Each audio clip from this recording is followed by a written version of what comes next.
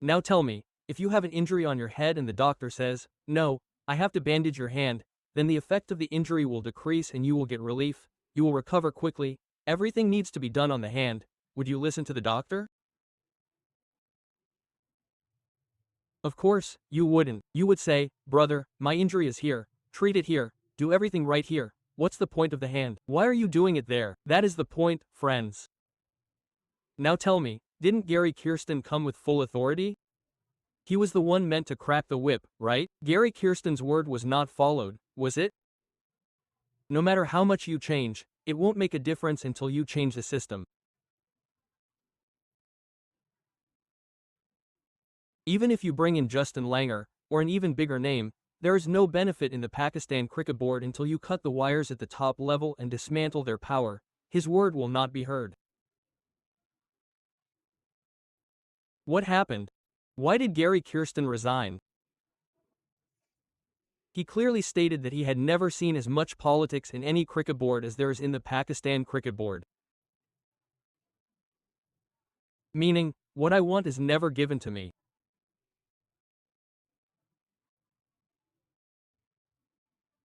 Meaning, if you force me to select a player who lacks the skill, lacks the domestic experience, lacks the international level experience, and for example, the mindset of the coaches won't match the mindset of those overseeing the cricket board's administration.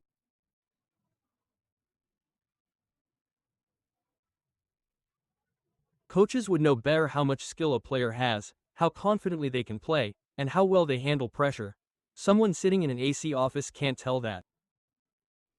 Gary Kirsten was let go for this very reason, and Gillespie was let go in the same way. Later they kept giving statements, and our cricket board kept denying it, saying no, there is no such thing. I will even put the example of Fakhar Zaman in front of you all. Fakhar Zaman spoke up too, so what did they do to him? The example of Mohammad Rizwan is right in front of you all. I can give so many such examples.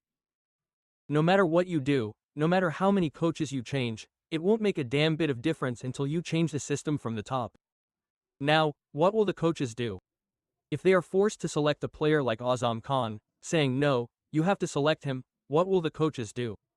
They won't want to select him. They say they don't compromise on fitness. And they shouldn't either. Let me put an example in front of you. For example, a catch is coming. During a match, a catch is coming. The distance from you is quite far. Let's say the catch is 30 meters or 20 meters away.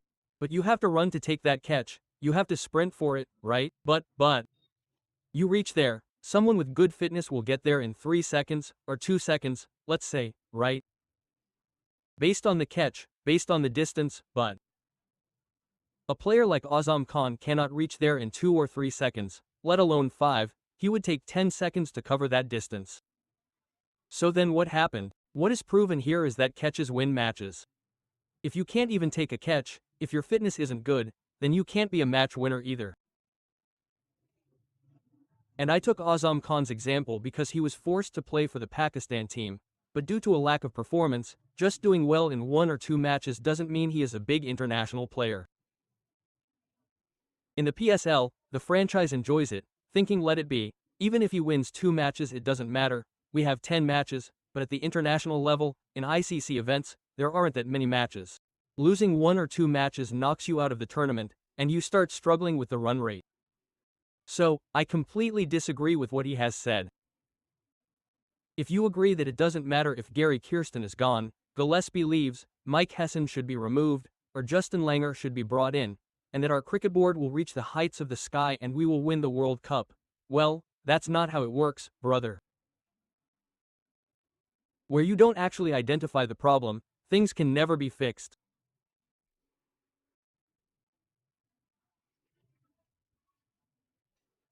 Let's look at another example regarding Fakhar Zaman.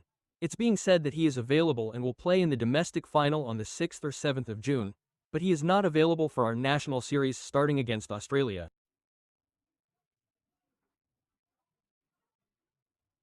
Why wasn't he picked against Australia? Due to fitness.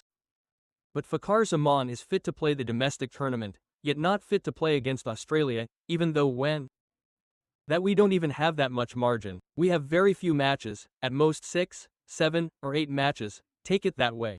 We don't have that many matches in the ODI format, and which teams are we facing?